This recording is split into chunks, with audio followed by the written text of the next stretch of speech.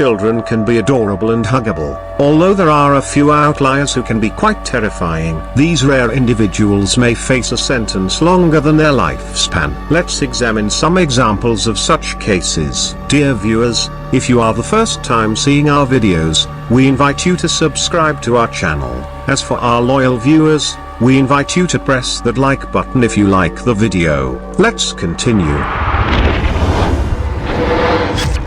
In 2018, Cameron Heron drove a Ford Mustang that hit and killed a mother and her baby on Bayshore Boulevard. He was 18 at the time and has been sentenced to 24 years in prison. Heron and John Bruno were allegedly racing during the fatal crash.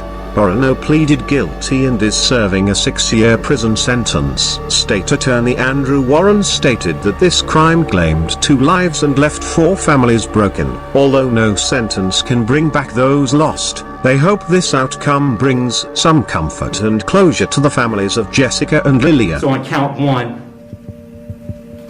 the court's going to adjudicate the defendant guilty, sentence him to 9 years in the Florida State Prison. Sentence him to 15 years Florida State Prison, and that'll run consecutive to count 1, for a total of 24 years Florida State Prison.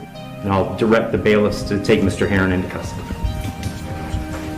Andrea Cook was sentenced to 20 years in prison for carjacking and battery by Circuit Judge Matthew Foxman. During the sentencing, the judge noted that the crime had been planned and deliberate and that Cook was a significant part of it. He sentenced her to 20 years in state prison. Cook's mother's reaction to the sentence went viral. She began crying and wailing loudly, collapsing to the floor. The judge had to stop the court proceedings and restart them later due to the disturbance. 2 months after the initial sentence, Cook was allowed to withdraw her no contest plea, and the initial sentence was struck down. This was because there was a miscommunication issue with her previous attorney, according to the judge.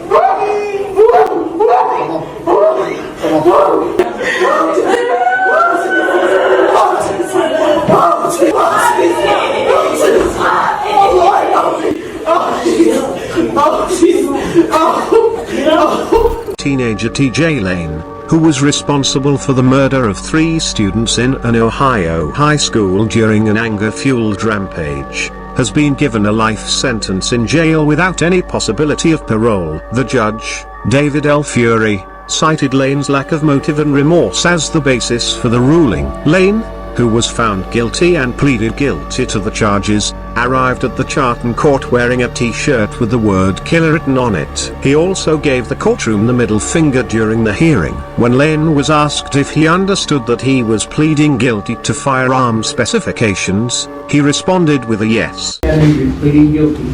You want to plead guilty to firearm specifications? Yes, Your Honor. This case is the state of Ohio against Thomas Hemelin's case 12. Fernando Salgado, an 18-year-old student from California, was brought to Fontana Superior Court on criminal charges. Salgado pleaded not guilty to 2 charges related to separate incidents that occurred at A.B. Miller High School. However, things took a turn when the judge ordered him to stay in jail until July 9th, as his bail was set at $300,000. Salgado broke down in hysterical tears. He was desperate to go home and see his family and friends, who had come to support him in court.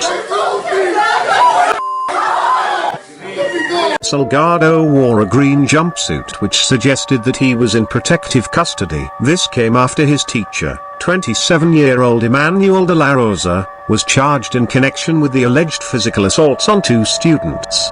Damon Kemp has been accused of committing a double homicide of his 2 roommates. Kemp is facing 2 charges of second-degree murder in relation to the deaths of Thrain Graham and Jordan Payton, who were both 19 years old, in Daytona Beach. According to Graham's family members, the 19-year-old had allowed Kemp to live in his apartment free of charge. The detectives stated that the neighbors neglected their responsibility by not calling the police when they heard gunshots. Initially, Kemp was arrested for burglary that wasn't related to the double homicide. Subsequently, he was taken to the court of Volusia County in a wheelchair. God! God! God! The judge ruled that there was sufficient evidence to arrest Kemp and denied him bail. In 2013, Conrad Shaffer, an 18-year-old man, received a life sentence for a crime spree that took 2 lives in Osceola County. Shaffer pleaded guilty to 2 counts of first degree in January. Although he could have faced a 40-year jail sentence, the judge sentenced him to 2 consecutive life sentences, 1 for each first-degree charge. Shaffer fatally shot David Guerrero, a 17-year-old who was on his way to catch a bus for work on June 26, 2013, in Kissimmee. Shaffer apologized to the families of the victims and expressed remorse for his actions. He stated that he was sorry for what he had done and that he wished he could take it back. I know I did wrong, and I know my apologies don't mean nothing to you. I just feel I need to apologize, and I really am sorry for what I've done. I wish it never happened. I wish I could take it back. I wish I could change things, but I can't. Thanks for your time. Don't forget to show your support by hitting that like button and subscribing for interesting videos.